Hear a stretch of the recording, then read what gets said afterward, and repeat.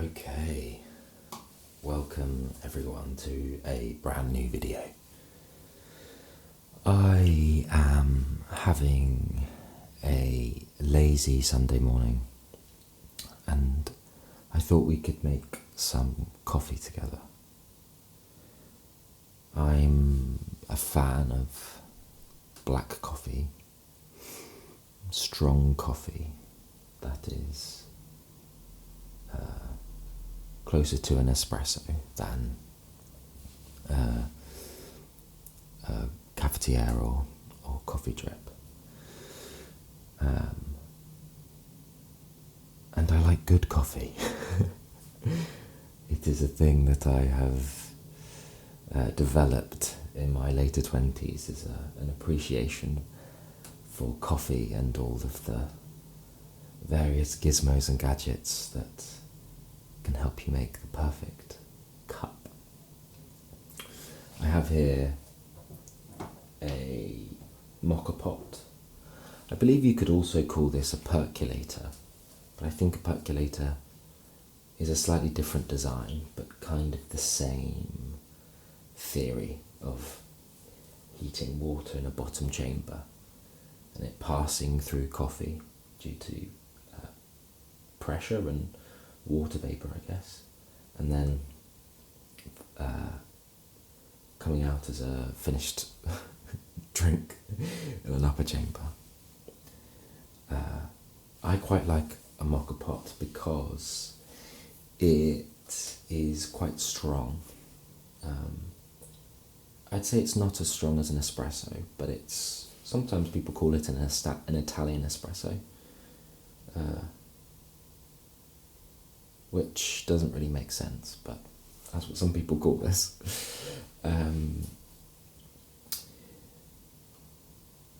Yeah, it's strong. This makes 2 cups, which you can fill 1 cup with the amount of liquid that comes out, a good size coffee mug.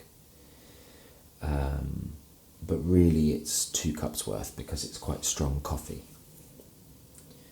I often make coffee in the mornings just for myself and I will have the whole pot, so my tolerance is quite high.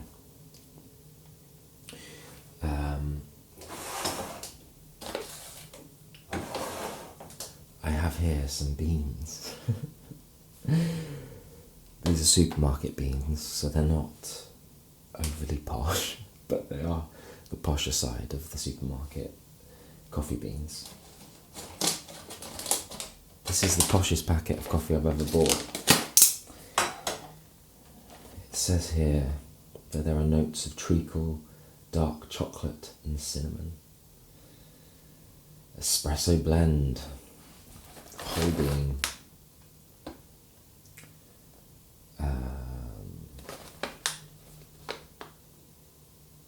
Has the roasted on days on the back, which is good. If you want to look after your coffee and make sure you use it in its optimum period, then you can do that. I just leave these in my cupboard with a little clamp on the top to keep a little bit of air out, which is probably not the best way to store them. You should probably freeze them, but it does the job because I get through it reasonably quickly. So it's an espresso blend, which means it's probably quite darkly roasted. And yeah, dark chocolate. These are quite sweet flavours, treacle dark chocolate, which makes me think it's not too darkly roasted.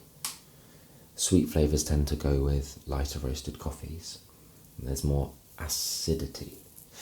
And bitter coffees tend to go with the darkly roasted stuff, which is what a lot of cheaper coffee is because it lasts longer. So coffee in vending machines will be darkly roasted coffee, which is why it tastes so awful. Anyway, we're going to use these beans and we're going to put them in this little hand grinder. This is a kin grinder. Kin grinder? King grinder? King grinder? I don't know. But it's spelt like king, with the G also being the start of grinder.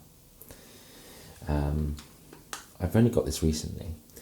I quite like it. I got it because I wanted a cheap hand grinder. I didn't want anything too expensive, but I wanted something that was kind of good, and I've heard this is quite good. And it's a smallish company, I think. Yeah. We need to put our coffee in the grinder.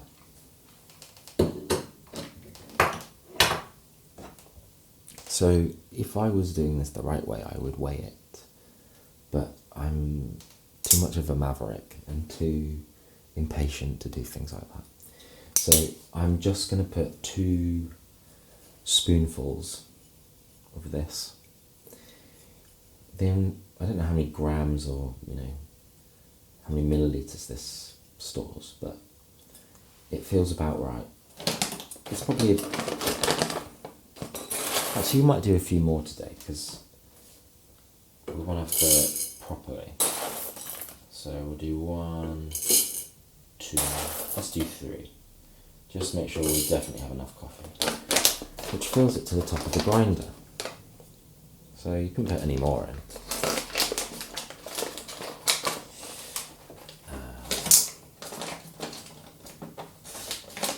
Okay.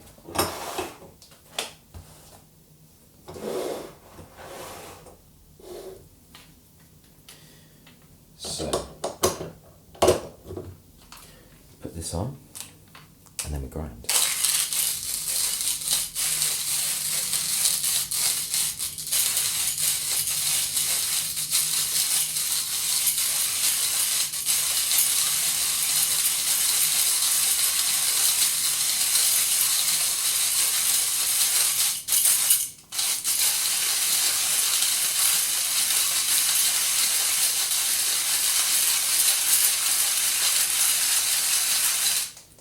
This could take a little while because I've set the grinder to quite a fine grind size.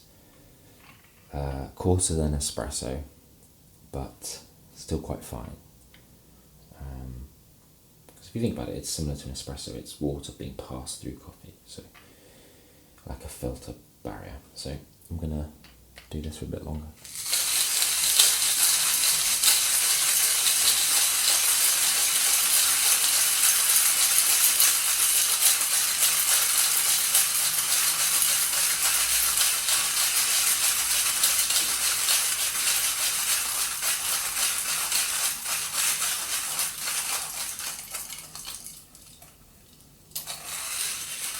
Just a little bit left. There we go. Okay.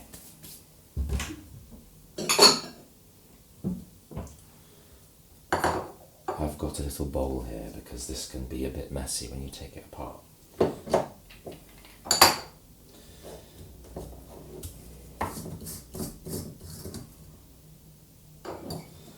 we go.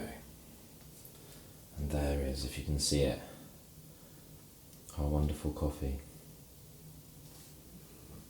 It smells very nice. It smells quite sweet. Okay, so we take the upper chamber off. I'm going to take the bottom chamber off as well. This is the middle chamber for the coffee.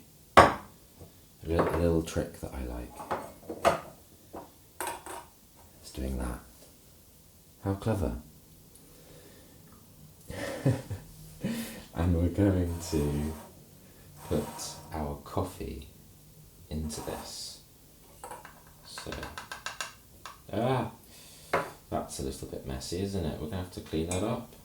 I told you this is quite a messy business. Okay. There we go. Okay.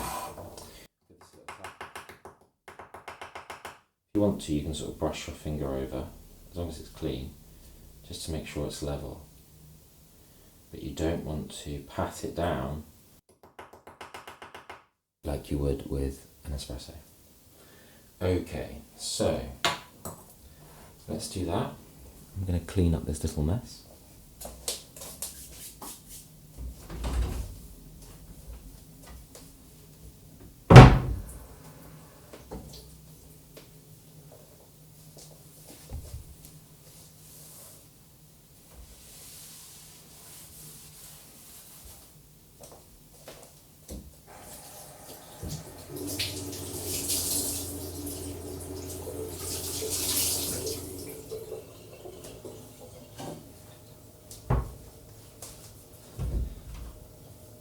Lovely. And I'm just going to wash this up as well because we've managed to get a bit of coffee in there, which we don't want.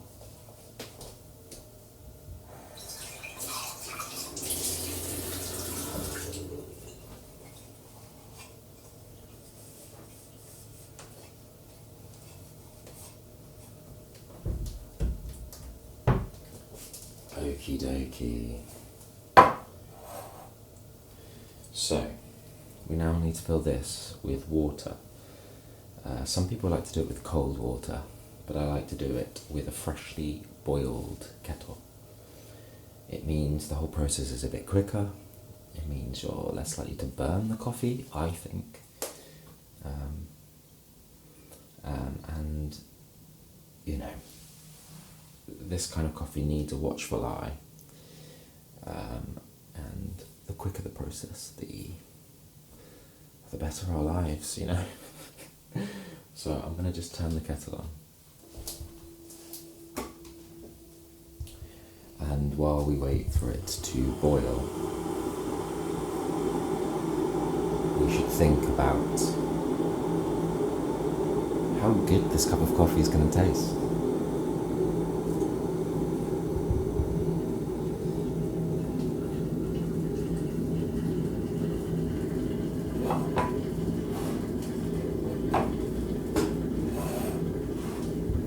Okay, our kettle has boiled.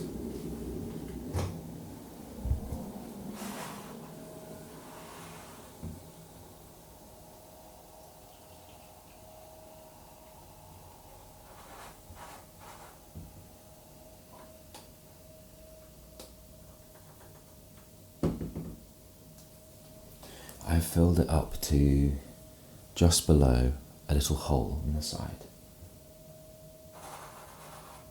which is this here, and that is to allow air in as the chamber loses water. Some people fill all the way to the top. They are fools.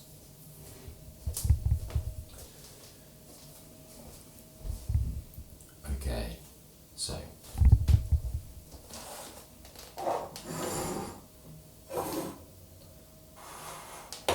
let us assemble.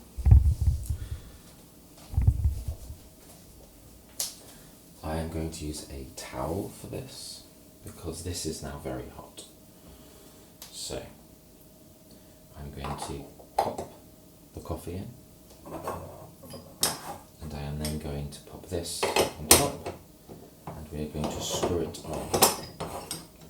The end needs the towel to hold the bottom in place. Okay.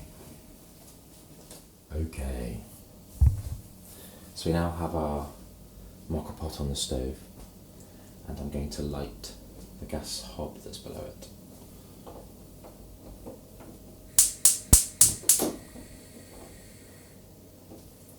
And then I've set the gas hob to its lowest setting. We want to do this because if the heat is too high, the temperature will change quicker and we are more likely to boil the water and burn the coffee.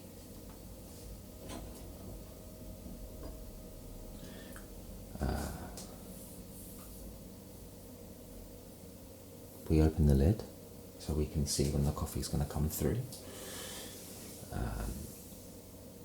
This can take a while.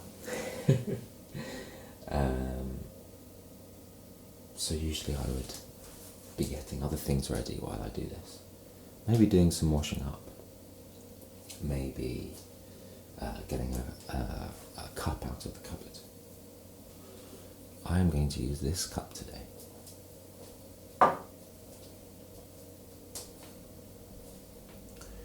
Which is sort of a double espresso size. It is a lovely greeny blue, and I have a few of them.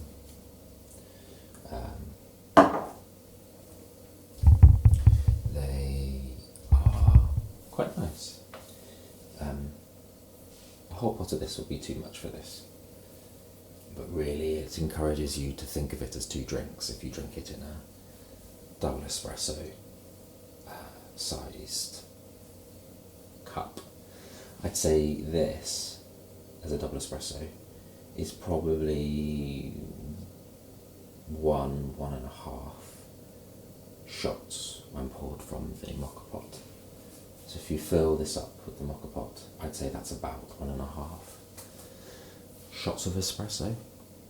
1.5. So it's not quite as strong, but it is still a coffee drink's worth. Okay. You can probably hear the rumble of the fridge and the gas stove.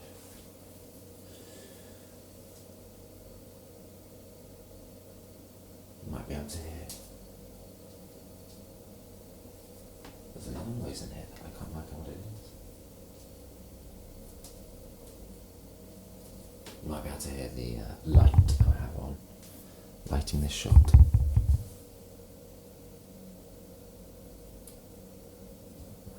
Okay.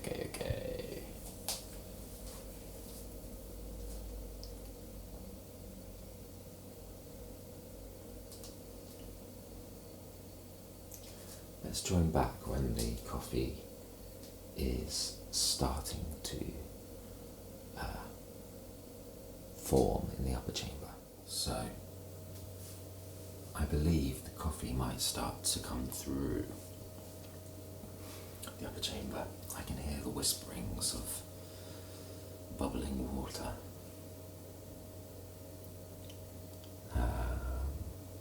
Let's see.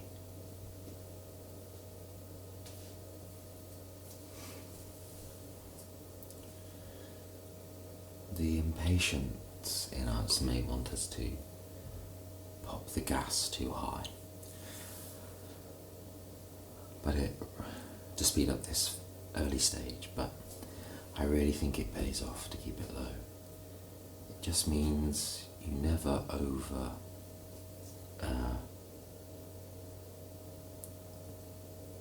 jump the temperature we're looking for.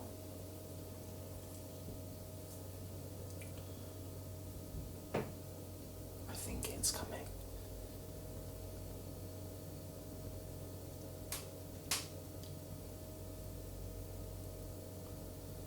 Dun dun dun.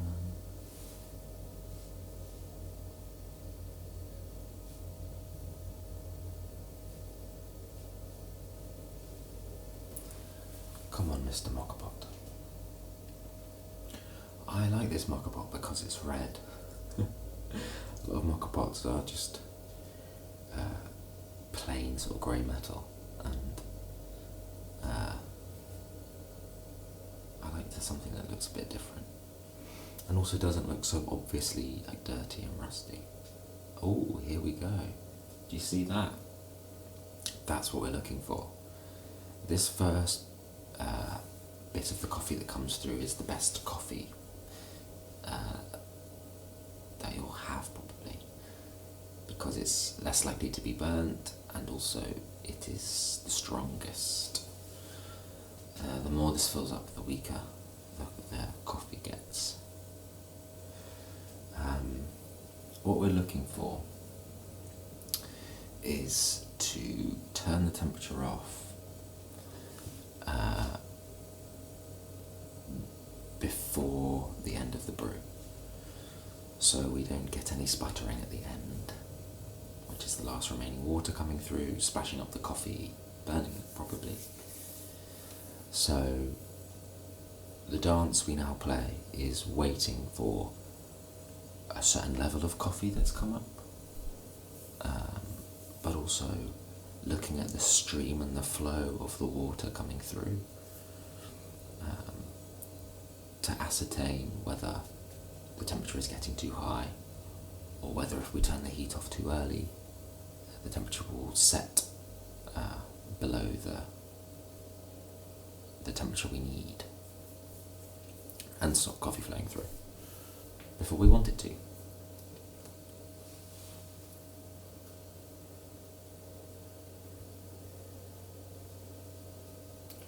I think we've got a fair few more seconds.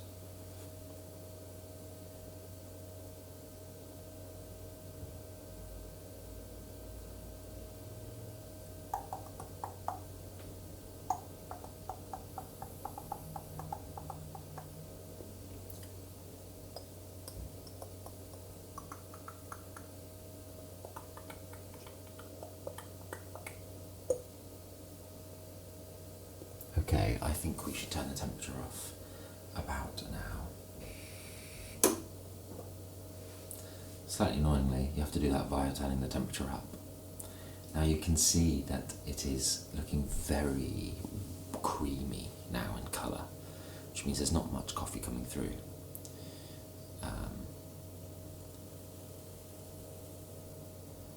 Little spurts. I think we want to take it off the heat now, so I'm just going to lift it up.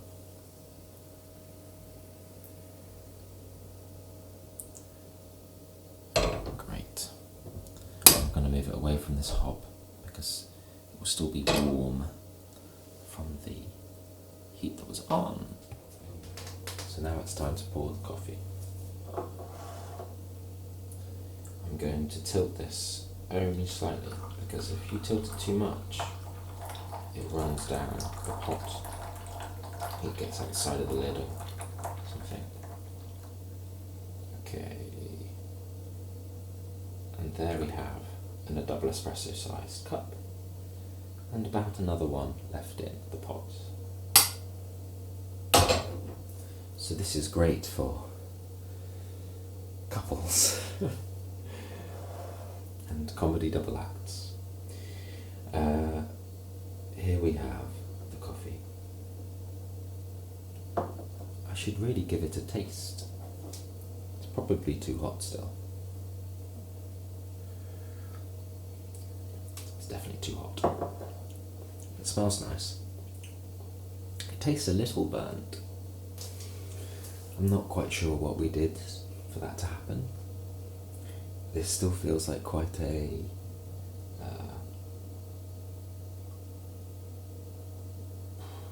I don't know, haphazard method that sometimes gains great results and sometimes gains awful results. I'm not sure what happened here. There's a lovely bit of steam coming off.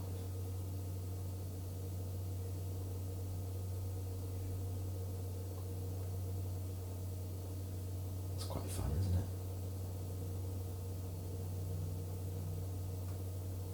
Water vapor art. That's what this is. Okay. What do we think of Revelation Coffee? It's a nice bag inside a cardboard pouch. Possibly unnecessary packaging, but I suppose it helps it stand upright.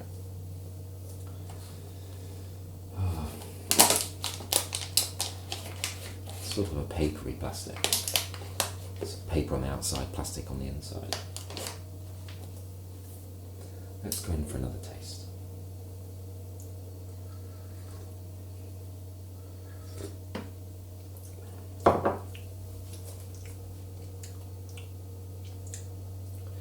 Yeah, bitter and kind of sweet. It's a morning coffee, alright. I think we will end it here today. It's good to be back. Let me know in the comments what your Sunday morning drink of choice is. And if you are a coffee nerd, if you have any tips and tricks, I'd love to hear them. Right. Have a lovely Sunday.